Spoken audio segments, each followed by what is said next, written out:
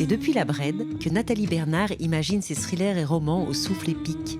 Entre plaines canadiennes et forêts amazoniennes, sa trentaine de récits s'adresse autant aux adultes qu'aux adolescents.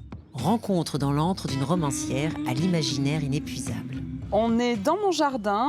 Derrière moi, il y a la cabane de mon jardin que j'ai retapée en 2014 pour en faire mon bureau d'écrivain.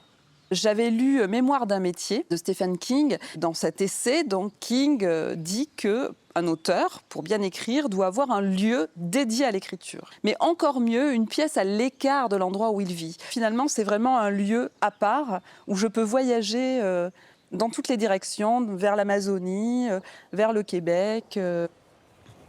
Quand je pousse la porte de la cabane, j'entre dans l'imaginaire. Et quand j'ai fini ma session d'écriture, je referme la porte de la cabane et je referme la porte de l'imaginaire. Donc, obligatoirement, une petite bibliothèque avec les livres sur les recherches sur les Amérindiens. Là, un petit peu les livres de l'enfance. Et puis là, les productions depuis le début.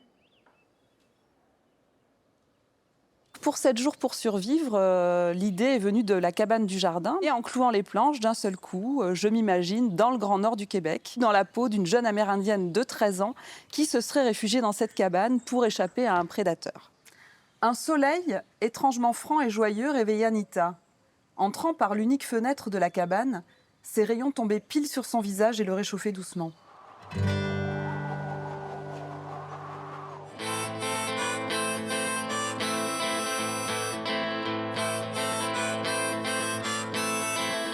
La forêt landaise m'a aussi inspirée d'une certaine manière, puisque en voyant depuis mon jardin un départ de feu de forêt, je me suis rappelé Polo Polino Guajajara, assassiné en 2019 donc d'une balle dans la tête parce qu'il voulait défendre sa forêt contre les bûcherons illégaux. Avec tout ça, j'ai eu envie d'écrire sur la forêt amazonienne.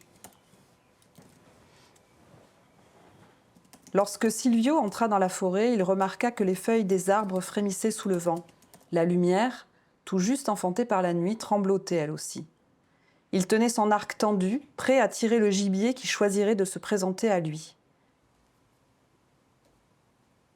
Quand j'ai écrit Silence, on s'est dit tiens, on va faire un spectacle où on fait chanter Silence.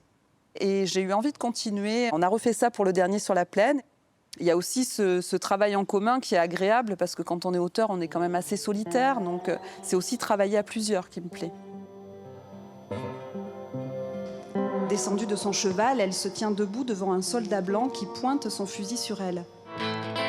Quand la colère est trop forte, lorsque la lune est trop haute, il monte sur son mur. Si j'écris, c'est aussi au départ pour exprimer un traumatisme de l'enfance. À un moment donné, il faut arriver à parler, que ce soit oralement, par écrit, par l'art, par voilà ce qu'on veut. J'ai envie de dire des choses, même si c'est juste un livre, même si c'est juste une histoire, voilà, d'éveiller peut-être un peu les consciences. Essayer donc toujours de tisser la fiction et la réalité et surtout, d'une certaine manière, de recycler mes émotions dans mes romans.